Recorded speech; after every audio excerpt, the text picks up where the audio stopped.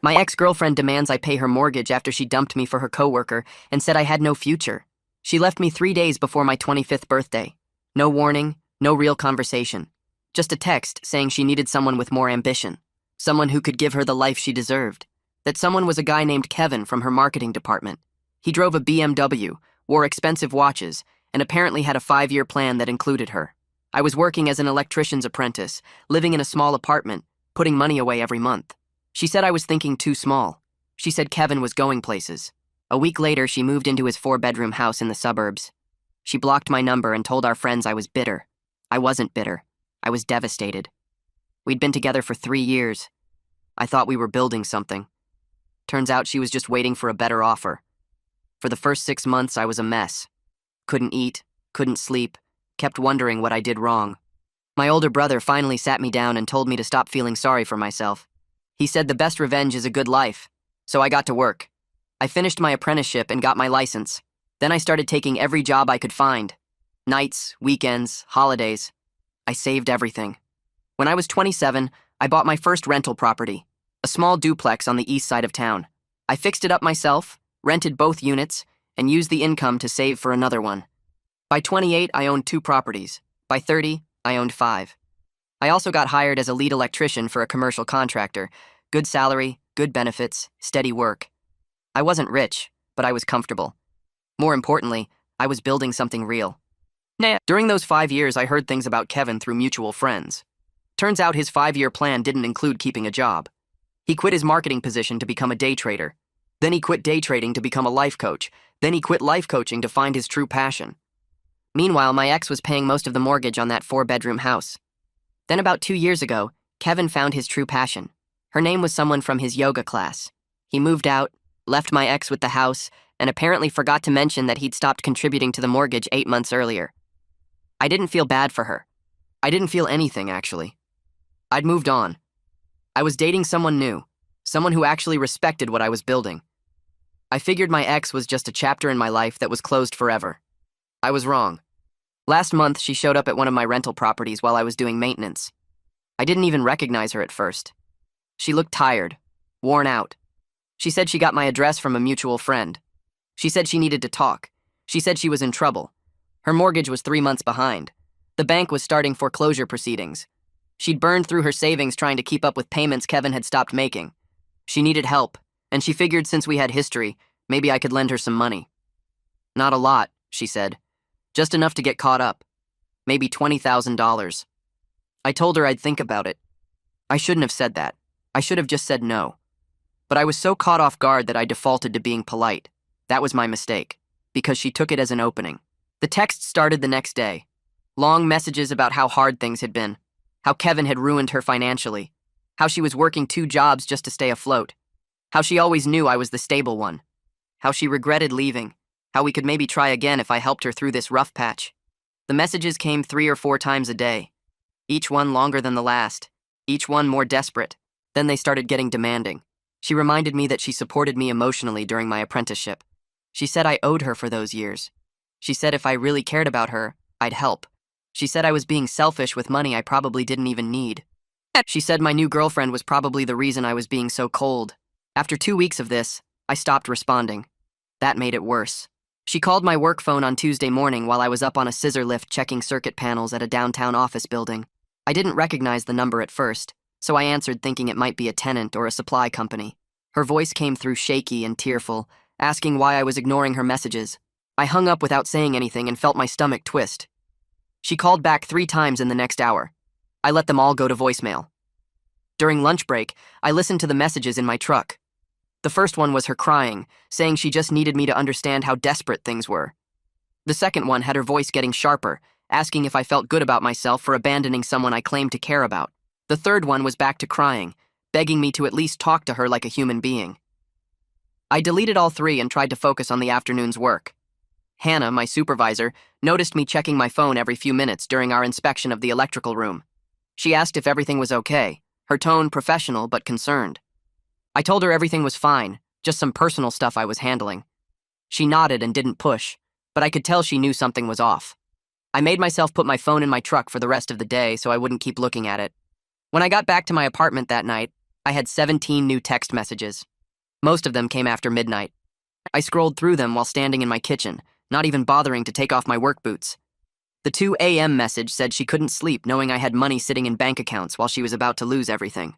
The one at 2:47 a.m. said I clearly had enough for my rental properties and my comfortable life, so what was $20,000 to me?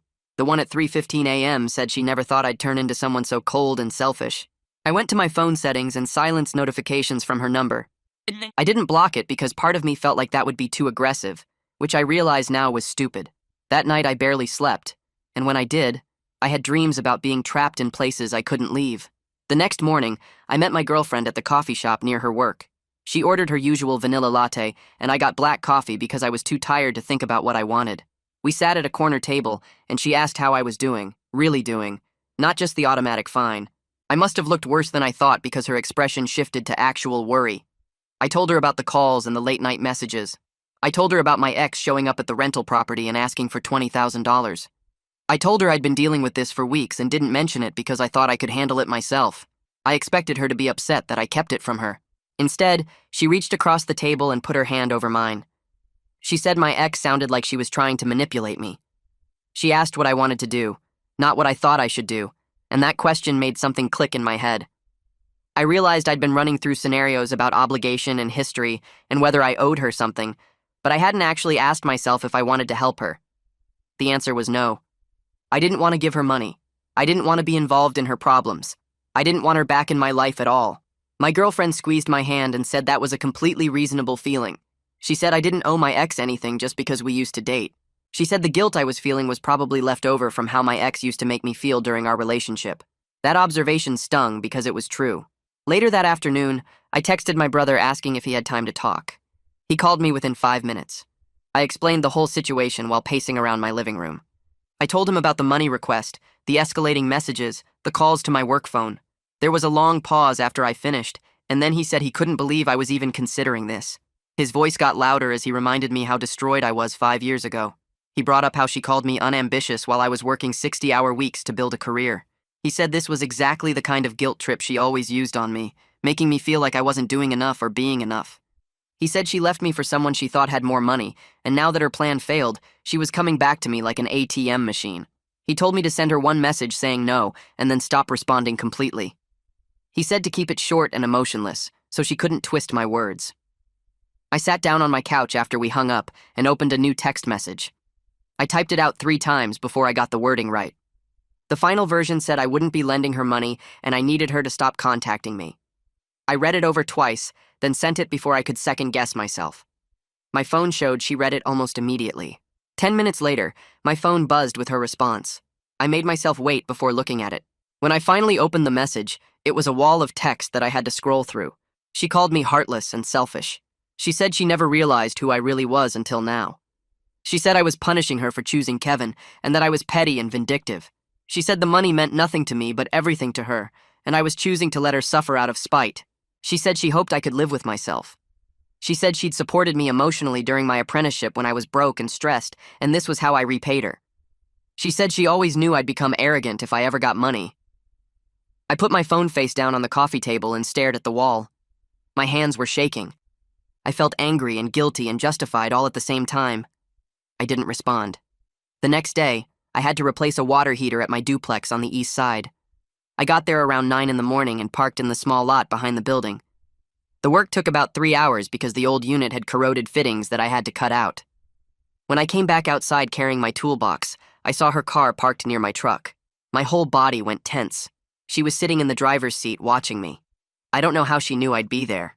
Maybe she'd been driving by my properties looking for my truck. Maybe she'd figured out my schedule somehow. I walked to my truck and opened the door, planning to just leave. She got out of her car before I could pull away. She looked exhausted, with dark circles under her eyes and her hair pulled back in a messy ponytail. She walked toward my truck and said we needed to talk face to face like adults. I rolled down my window about 3 inches, just enough to hear her but not enough to feel trapped. I told her I wasn't lending her money and she needed to leave. She started crying, her shoulders shaking as she leaned against my truck. She said I was the only person who ever really understood her. She said Kevin never saw her the way I did. She said she made a mistake leaving me and she knew that now. She said if I helped her get through this, maybe we could figure things out between us. I didn't say anything. I just looked at her and felt nothing except the need to get away from this situation. When I didn't respond, her whole face changed. The tears stopped and her expression went hard. She brought up specific things I'd said during our relationship about being there for people I cared about. She quoted me almost word for word, saying I'd told her I'd never abandon someone I loved. She said I'd promised I wasn't like other guys who just disappeared when things got hard. I realized she was using my own words against me, weaponizing things I'd said when I was 22 and trying to prove I was worth keeping. She was using the person I used to be to manipulate the person I am now. I told her clearly that showing up at my properties was harassment and I needed her to leave. She started to say something else, but I rolled up my window and backed out of the parking space. She stood there watching me drive away. My hands shook on the steering wheel for the entire drive home. Confrontation still makes me anxious even after all these years. But I was also proud of myself for holding that boundary, for not letting her tears or her anger change my answer. That evening, my girlfriend came over with takeout from the Thai place we both like. We ate on the couch and I told her about what happened at the duplex. She listened without interrupting, and when I finished, she said we should start documenting everything. She said if this kept escalating, I might need a record of it. The suggestion made me feel paranoid at first, like I was overreacting to what was just a messy situation with an ex. But she pointed out that my ex had already found my work number, my rental properties, and my girlfriend's Instagram. She said that wasn't normal breakup behavior. She said that was someone who wasn't respecting boundaries. I got my laptop and started going through my text messages, taking screenshots of everything my ex had sent over the past 3 weeks. There were more than I remembered. I saved them all in a folder and started a document noting the dates and times she'd shown up at my properties. I wrote down when she called my work phone and when she contacted my girlfriend. Seeing it all laid out like that made it feel more real and more serious. My girlfriend sat next to me the whole time, her hand on my back, and I felt less alone in dealing with this. Having a plan made me feel less powerless, like I was taking control of the situation instead of just reacting to whatever she did next. The next morning, my girlfriend showed me her phone while we were having coffee. She'd gotten a direct message on Instagram from someone she didn't know. The message introduced the sender as my ex-girlfriend and said she was worried about me because I'd been acting strange and cold lately. My girlfriend asked if she should respond or just block her, and I could see she was annoyed but trying to stay calm for my sake. I told her to block her without responding. My girlfriend did it right away, but I could feel something shift in my chest. This was different from all the texts and voicemails and showing up at my properties. This was my ex dragging my girlfriend into the mess, crossing a line from my past directly into my present. I'd been handling the harassment by myself, trying to keep it contained, but now it was touching the most important relationship in my life. The anger I felt was sharper than anything I'd experienced during the previous weeks. It wasn't the sad, confused anger from when she first started contacting me. This was protective anger, the kind that made my hands shake and my jaw clench. My girlfriend sat across from me at the kitchen table and squeezed my hand, saying it was okay, and she knew I wasn't doing anything wrong. But I could see the violation had affected her too. Someone from my past had invaded her space, used her social media to try to manipulate the situation, and made her part of something she had nothing to do with. That evening, I kept thinking about how this wouldn't stop on its own. My ex had proven she would keep finding new ways to contact me, new pressure points to push. I'd tried ignoring her, tried being clear about my boundaries, and she just kept escalating. 2 days later, I was at a commercial job site when my phone buzzed with a text from Brendan, one of my tenants in the East Side duplex. He asked why some woman had come by asking questions about me and whether I was a good landlord. My stomach dropped. I stood there in the middle of the construction site with my phone in my hand, feeling sick. She was now affecting my business relationships, potentially threatening my rental income and the reputation I'd built with my tenants. I texted Brendan back immediately, apologizing and saying I'd call him after work. The rest of the day dragged. I couldn't focus on the electrical work I was supposed to be doing. Hannah noticed and asked again if I was okay, and this time I told her I was dealing with some personal stuff, but would have it sorted out soon. When I got off work, I called Brendan from my truck. He answered on the second ring, and I apologized for the intrusion. I explained briefly that an ex-girlfriend was having trouble accepting boundaries, and I was sorry she'd bothered him. Brendan was understanding, saying these things happen, but he mentioned his wife had been uncomfortable with a stranger asking personal questions about their landlord. I reassured him it wouldn't happen again, though I wasn't actually sure I could prevent it. After we hung up, I sat in my truck for a long time. My ex had now contacted my girlfriend, shown up at my work sites, and approached my tenants. The harassment was spreading like an infection through every part of my life I'd built. That night, my brother came over. I texted him about what happened with Brendan, and he showed up at my apartment with takeout and a serious expression. We ate in silence for a few minutes before he said I needed to consider legal options. He said this had moved beyond awkward into actual harassment that was affecting my work and tenants. I wanted to argue, to say I could handle it myself, but I knew he was right. My brother offered to help me find a lawyer who handles this kind of situation, and I reluctantly agreed. The next morning, my brother sent me contact information for an attorney named Roland Fisher, who specialized in harassment and stalking cases. I called Roland's office and made an appointment for later that week. The receptionist asked me to bring documentation of all contact attempts, so I spent that evening organizing everything. Screenshots of texts, dates, and times of her physical appearances at my properties, notes about the calls to my work phone and the contact with my girlfriend and Brendan. Seeing it all laid out made me realize how much had actually happened in just 3 weeks. Roland's office was downtown in a professional building. He was in his 50s with gray hair and a calm way of talking that made me feel less anxious. I sat across from his desk and walked through the timeline of contact. Roland took notes and asked specific questions about each incident. When I finished, he said I had clear grounds for a cease and desist letter and potentially a restraining order if the behavior continued. He explained that the cease and desist would create a legal record of my explicit request for no contact, which would strengthen any future legal action if she ignored it. The letter would cost me money I'd rather not spend, probably around $500 for Roland to draft and send it properly. He said it was an investment in my peace of mind and protection, and I agreed to move forward. Roland said he'd have the letter drafted within a few days and would send it via certified mail, so there was proof of delivery. While Roland worked on the letter over the next few days, I tried to focus on work and my regular life. But my ex posted a vague status on Facebook about how success changes people and makes them forget who supported them when they had nothing. I didn't see it myself because I'd unfollowed her months ago, but several mutual friends must have seen it because Harper, someone I hadn't talked to in years, sent me a message asking if I was okay. Harper and I had been friends during my relationship with my ex, part of the same social group that mostly dissolved after the breakup. I messaged Harper back honestly, explaining that my ex had asked for a large loan I declined and was now harassing me about it. Harper seemed surprised, saying the Facebook post made it sound like I'd wronged her somehow. Harper mentioned that my ex had been posting a lot lately about financial struggles and betrayal, building a narrative online that painted her as the victim.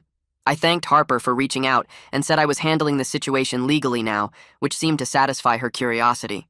Over the next few days, 3 more mutual friends reached out with messages that ranged from supportive to cautiously neutral.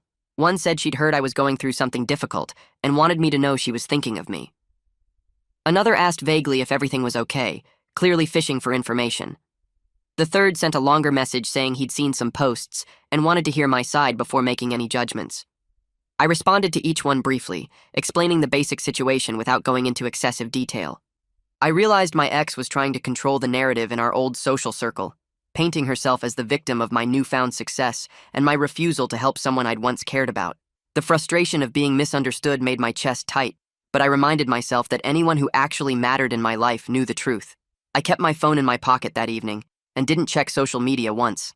Roland had been clear about not engaging publicly, and even though it made my jaw tight to think about her version of events sitting out there unchallenged, I knew he was right. My girlfriend found me staring at the wall around 9 o'clock and sat down next to me on the couch.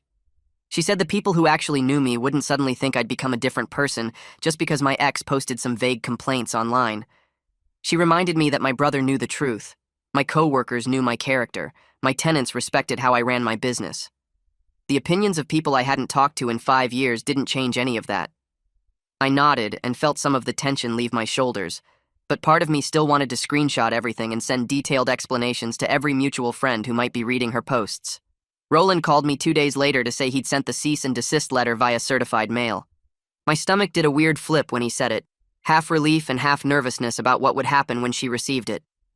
He walked me through what the letter said, how it clearly stated that all contact had to stop immediately, how it listed every documented incident of harassment with dates and times, how it warned about legal consequences if the behavior continued.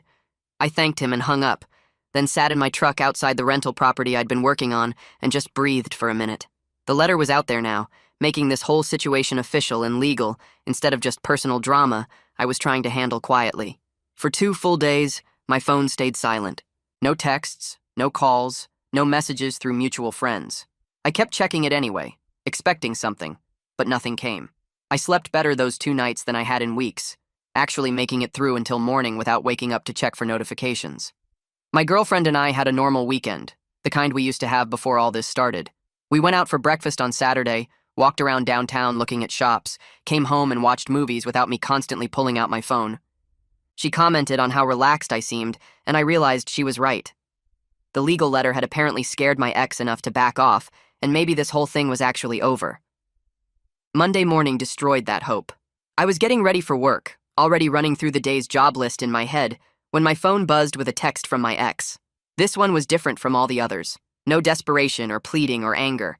Just cold and formal, like she was sending a business email. It said I'd regret not helping her when she needed it, that karma had a way of working things out, that people who turned their backs on others eventually got what was coming to them. I read it 3 times, my anxiety spiking even though the message itself wasn't an explicit threat. The implied menace in those calm words felt worse somehow than all her previous emotional outbursts. I forwarded the message to Roland before I even finished my coffee.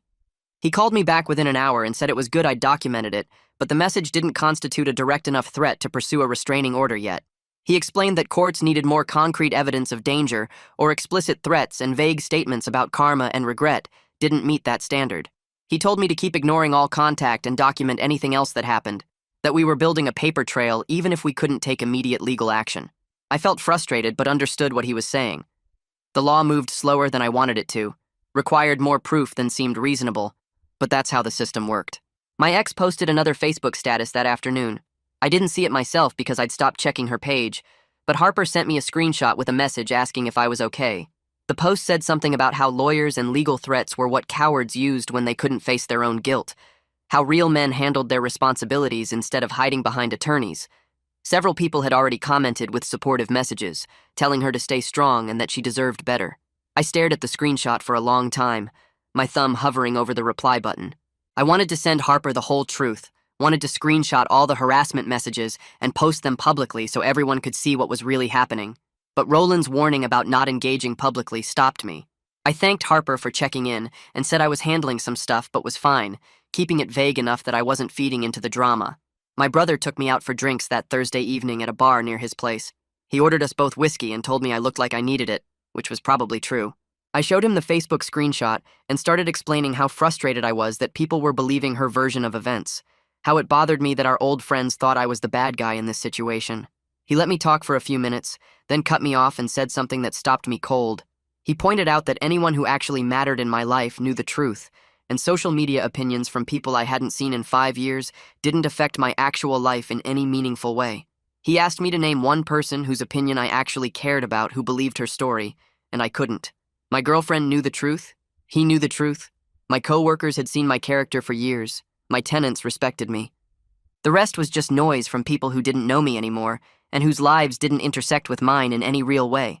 He was right, and I knew he was right, but the feeling of being misunderstood still sat heavy in my chest. Work became my escape over the next 2 weeks. I threw myself into a major commercial project, a new office building that needed complete electrical installation. The physical work felt good, pulling wire through conduit and mounting junction boxes and solving problems that had clear solutions. Hannah noticed the change in my focus during a site meeting and commented that I seemed sharper than I'd been in a while, more present and engaged with the work.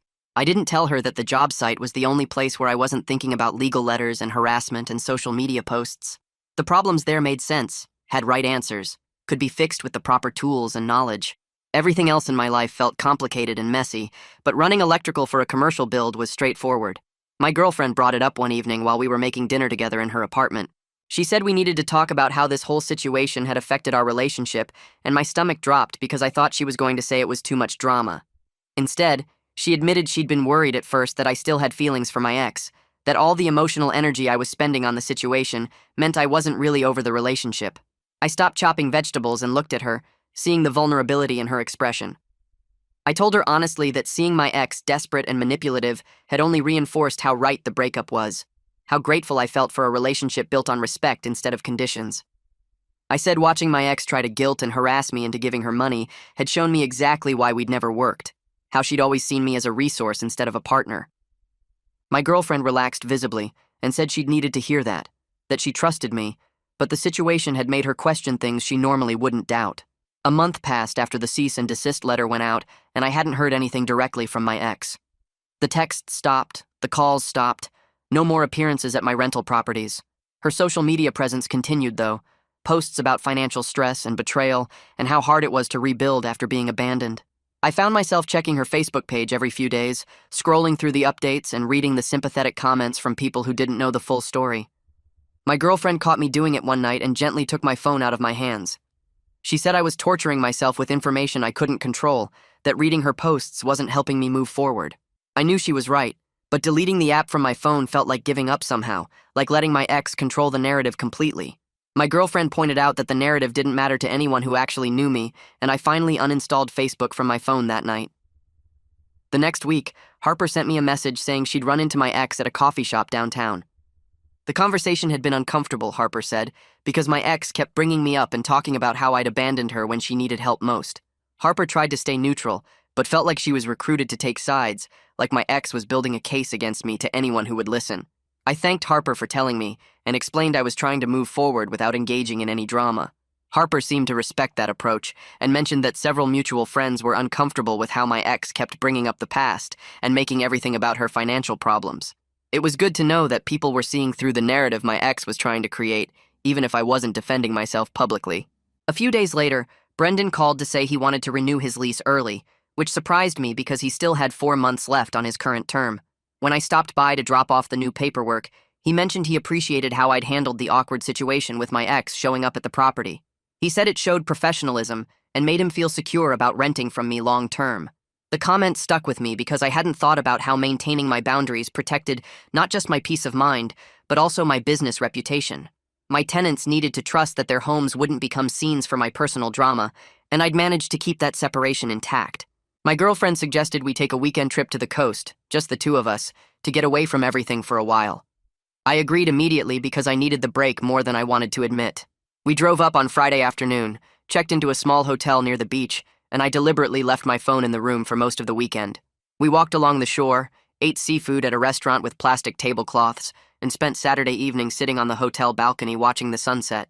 My girlfriend told me she could see the difference in my stress level when I wasn't anticipating the next contact or social media post. I realized she was right. For 2 days, I felt like myself again, not someone constantly braced for the next crisis.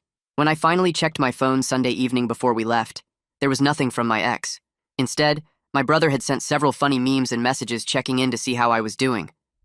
The absence of drama felt strange at first, like waiting for something bad to happen, but gradually I started to accept that maybe the legal letter had actually worked. 2 months after everything started, I was doing routine maintenance at my original duplex when I noticed something while carrying tools back to my truck. The for sale sign had gone up on my ex's house in the suburbs. I could see it from where I was parked because her street intersected with the one behind my property. My stomach did a weird flip because I knew this meant the foreclosure had gone through and she was losing the house Kevin had left her with. I stood there for a minute, toolbox in hand, staring at that sign and feeling a complicated mix of emotions I hadn't expected.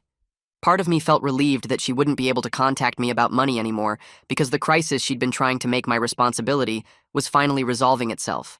But I also felt genuine sadness that her life had fallen apart this way, even though I knew it wasn't my responsibility to fix.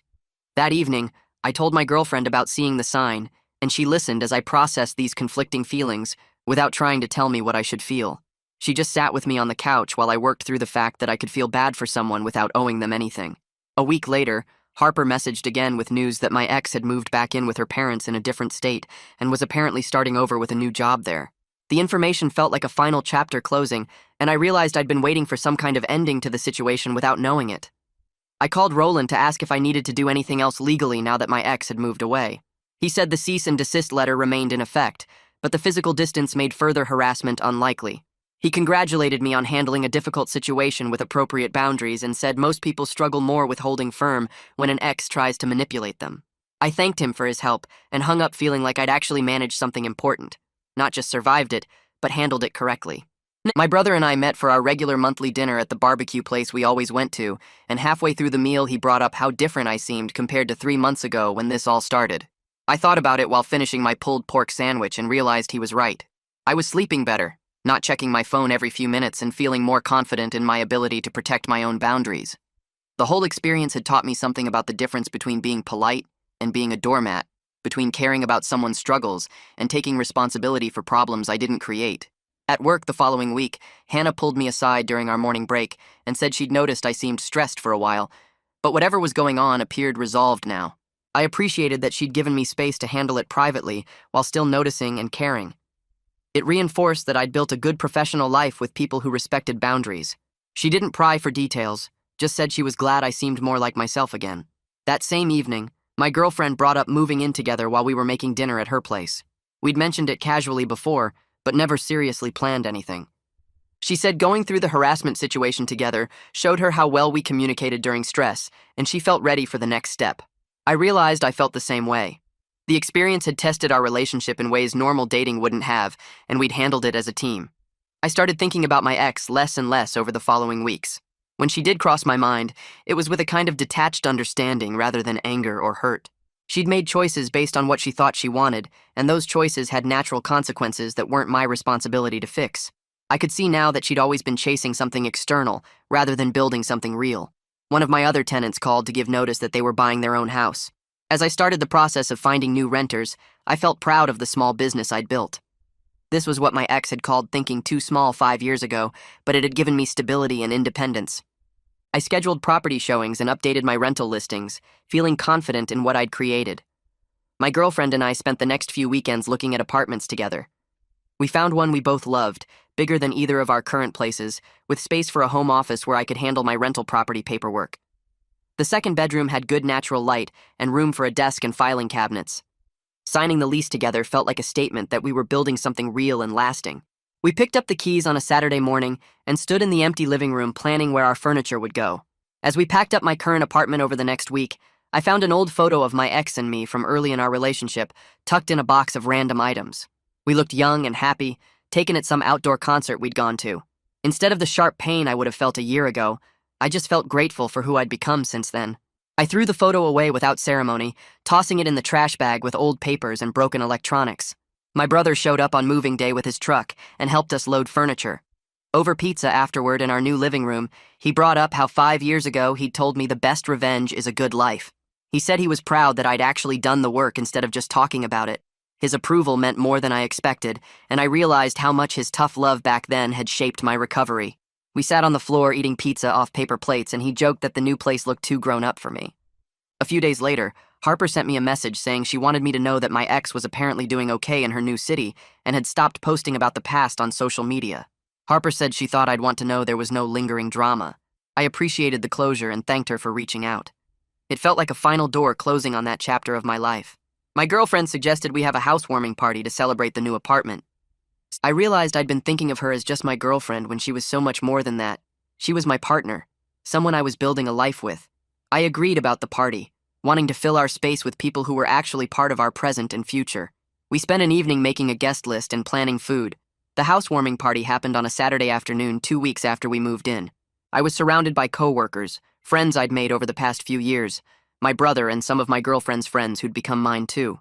Looking around the room, I realized I'd built a completely different life than the one I had with my ex. These were people who knew the person I'd become, not the person I was trying to be back then. Hannah from work was talking to my brother about a commercial project. My girlfriend was laughing with her best friend in the kitchen. Someone had brought a board game and people were setting it up on our new dining table. Hannah caught me on the phone with one of my tenants during the party, handling a question about a leaky faucet while balancing a beer in my other hand. When I hung up, she laughed and said she was impressed by how I juggled property management like it was nothing. A few other people overheard and started asking questions about real estate investing, wanting to know how I got started and whether it was worth the hassle. I found myself explaining how I bought my first duplex, fixed it up myself, learned to screen tenants and handle maintenance calls. My girlfriend watched from across the room with this proud smile that made me feel like I'd actually accomplished something real. Someone asked if I ever regretted not going to college for business, and I said honestly that hands-on experience taught me more than any classroom would have.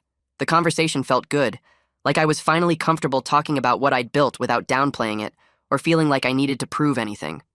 Most guests had left by 11, just a few stragglers finishing drinks and helping us clean up plates and cups. My girlfriend and I finally sat down on our new couch, the one we'd spent 3 weekends shopping for because she wanted something durable and I wanted something comfortable. She leaned against me and asked if I was happy, really happy, not just okay or getting by. I thought about it for a minute because the question deserved a real answer. I realized I genuinely was happy, but not in some dramatic movie way where everything was perfect. It was more like standing on solid ground after years of feeling like I might fall through the floor at any moment. I told her yes, I was happy, and she squeezed my hand and said she could tell. We sat there in our new living room surrounded by half-empty cups and the mess of a good party, and it felt exactly right. The next morning, I woke up in our apartment and reached for my phone out of pure habit, that automatic check for bad news or stressful messages. But there was nothing waiting for me except a text from my brother saying he had a good time at the party. My girlfriend was already up, making coffee in our kitchen, and I could hear her humming something while she moved around. I got up and joined her, and we stood there drinking coffee in our pajamas, like it was the most normal thing in the world.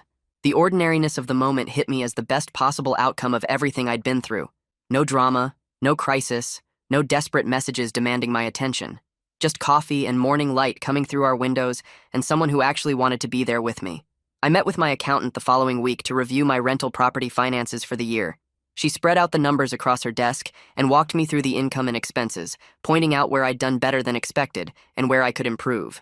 The properties showed steady growth, reliable income every month, and my maintenance costs were lower than average because I did most of the work myself. She leaned back in her chair and said I was in a position to consider purchasing another property next year if I wanted to expand. The validation felt good, hearing from someone who looked at numbers all day that I was doing this right. I told her I'd think about it, maybe look for another duplex on the east side where I knew the neighborhood. She made notes and said we could run projections in a few months to see what made sense financially. My girlfriend called me at work a few days later, her voice excited in a way I didn't hear often. She'd gotten a promotion at her job, a position she'd been working toward for over a year. I told her we needed to celebrate properly, so that weekend we went to a nice restaurant downtown, the kind of place where they fold your napkin when you go to the bathroom. Over dinner, we talked about our future plans, what we wanted to build together, where we saw ourselves in 5 years. She mentioned wanting to eventually buy a house together, maybe something with a yard and space for an office. Instead of feeling trapped by the commitment like I might have years ago, I felt excited about building something with someone who valued the same things I did. She understood that stability wasn't boring, that planning ahead wasn't thinking too small. We stayed at the restaurant until they started stacking chairs, just talking about possibilities.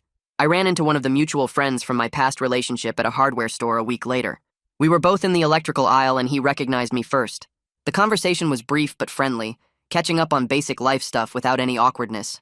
He didn't bring up my ex or the drama from months ago, didn't ask uncomfortable questions or try to get information. I realized that whole chapter had faded into irrelevance for most people, just old history that nobody thought about anymore. We talked about his new job and my rental properties, shook hands and went back to shopping. Walking to my truck afterward, I felt lighter knowing that the past really was past for everyone, except the people who insisted on living there. My brother called me later that week and said something that caught me off guard. He'd been bragging about me to his coworkers, talking about how I built a rental property business from nothing after a bad breakup nearly destroyed me. He said his boss asked questions about real estate investing and wanted to know how someone gets started in that field. Hearing the pride in my brother's voice reminded me that the people who matter have always seen my worth, even when I doubted it myself. He'd been there during the worst of it 5 years ago, watching me barely function, and now he got to see what came from actually doing the work, instead of just talking about it. I thanked him for believing in me back then, for giving me that tough love when I needed it. He laughed and said he knew I'd figure it out eventually. I just needed a push. During a quiet evening at home, my girlfriend asked if I ever thought about my ex anymore.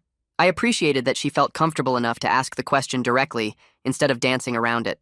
I told her honestly that I occasionally wondered if my ex was doing okay in her new city, whether she'd found some stability, but I didn't feel any remaining emotional attachment. The person I was with back then felt like someone completely different from who I am now. My girlfriend said that was healthy, that it showed I'd genuinely moved on rather than just suppressing feelings or pretending the relationship never happened. We were sitting on our couch with a movie paused on the TV, and she said she felt secure knowing I'd processed that chapter of my life instead of carrying it around like unfinished business. I was doing electrical work at one of my rental properties the next week, replacing some outlets in the living room. I stood up to grab my drill and realized I was in almost the exact spot where my ex had ambushed me months ago, demanding money and making me feel guilty about my success. But the memory didn't trigger anxiety anymore, didn't make my chest tight or my hands shake. The property was just a property again, not a site of emotional ambush. I finished the work and locked up, checking that everything was secure before I left. Driving away, I noticed I hadn't thought about that confrontation in weeks, hadn't replayed it in my head, or wondered what I could have said differently. As winter set in and the days got shorter, I spent an evening reviewing my goals for the next year. I sat at our dining table with my laptop and a notebook, writing down what I wanted to accomplish. Potentially another rental property if the numbers worked out and I could find the right place. Continuing to build my electrical career, maybe taking on more complex commercial projects, and maybe proposing to my girlfriend when the time felt right, when we'd been living together long enough to know this was what we both wanted. These were the ambitious plans my ex said I didn't have 5 years ago, but they were real and achievable because I built them on actual work instead of fantasies. I closed my notebook and looked around our apartment, at the life we were creating together, and felt ready for whatever came next. Thanksgiving morning started with my girlfriend and me pushing our small dining table against the wall to make room for the folding table my brother was bringing over. We'd invited 8 people total, and our apartment wasn't built for hosting that many. But we made it work by moving the couch and setting up chairs borrowed from 3 different neighbors. My brother showed up first with the extra table and a pumpkin pie his wife had made, and he helped me arrange everything while my girlfriend finished cooking the turkey.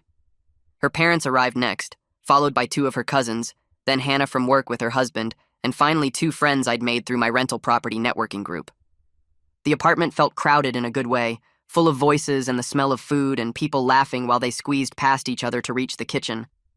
We sat down to eat around 3 in the afternoon, plates piled high with turkey and stuffing and green beans, and I looked around the table at all these people who'd become part of my life over the past few years. Hannah was telling a funny story about a job site disaster, my brother was arguing good-naturedly with my girlfriend's dad about football, and everyone seemed comfortable and happy to be there. Nobody mentioned my ex or the drama from earlier in the year, because that whole situation had faded into old history that didn't matter anymore. I realized I'd built this. Not just the meal or the gathering, but the whole network of relationships and the stable life that made moments like this possible. My girlfriend squeezed my hand under the table and smiled at me, and I felt grateful in a way that had nothing to do with the holiday, and everything to do with the work I'd put into becoming someone who could create and maintain good things. The envelope from Roland arrived in my mailbox the following week, a standard business envelope with his law firm's return address printed in the corner. I opened it while standing in my building's lobby and found a final invoice for his legal services, itemized with dates and descriptions of the work he'd done. The total was less than I'd expected, maybe because the situation had resolved itself without needing to go to court or file additional motions.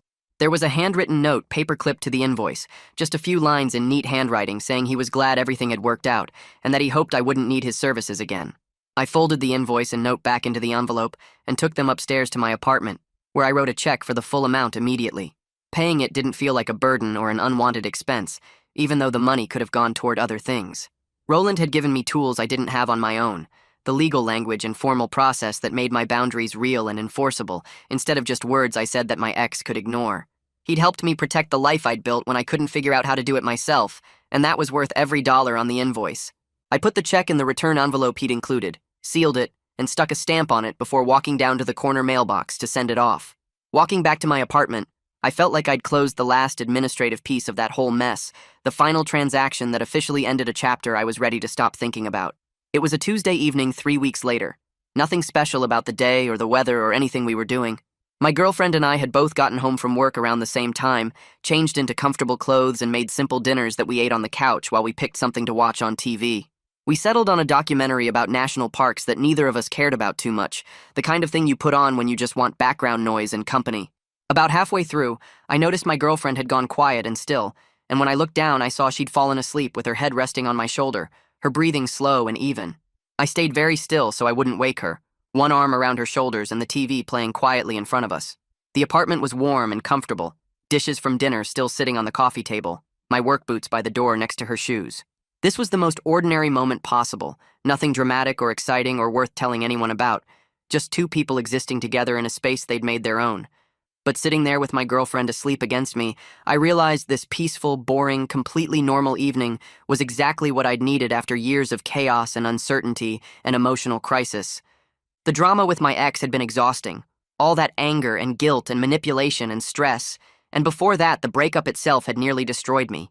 What I had now was stable and quiet and predictable in the best possible way, and I felt content in a deep, settled way I'd never experienced before. I didn't want excitement or intensity or grand romantic gestures. I wanted exactly this: Tuesday evenings on the couch with someone who felt like home. Sitting there in the quiet apartment, I started thinking about something my ex had said during one of her angry texts months ago. She'd accused me of changing, of becoming someone cold and selfish who forgot where he came from and who'd helped him along the way. At the time, I'd dismissed it as manipulation, just another attempt to make me feel guilty enough to give her what she wanted. But she was actually right about one thing. I had changed. The person I was at 22 when we first got together was different from who I was now at 30. Back then, I would have given her the money despite my better judgment, would have let guilt and obligation override my own needs and boundaries, would have sacrificed my stability to avoid feeling like a bad person. I'd been conditioned to believe that caring about someone meant prioritizing their needs over my own, that being a good partner meant absorbing whatever chaos they brought into my life. But I didn't change because success corrupted me or made me forget my roots like she implied. I changed because I learned through painful experience that I could value stability over chaos, that I could choose genuine partnership over conditional approval, and that I could respect myself enough to maintain boundaries even when someone tried to guilt me into dropping them. The best revenge really was building a good life, just like my brother had told me 5 years ago when I was barely functional. And now I wasn't pursuing revenge at all. I was just living the life I'd built, enjoying the peace I'd earned and protecting what mattered to me. My ex was somewhere in another state starting over, and I genuinely hoped she found whatever she was looking for. But her problems weren't mine to solve anymore. I had my own life now, my own home, my own future, and I was finally comfortable just living it.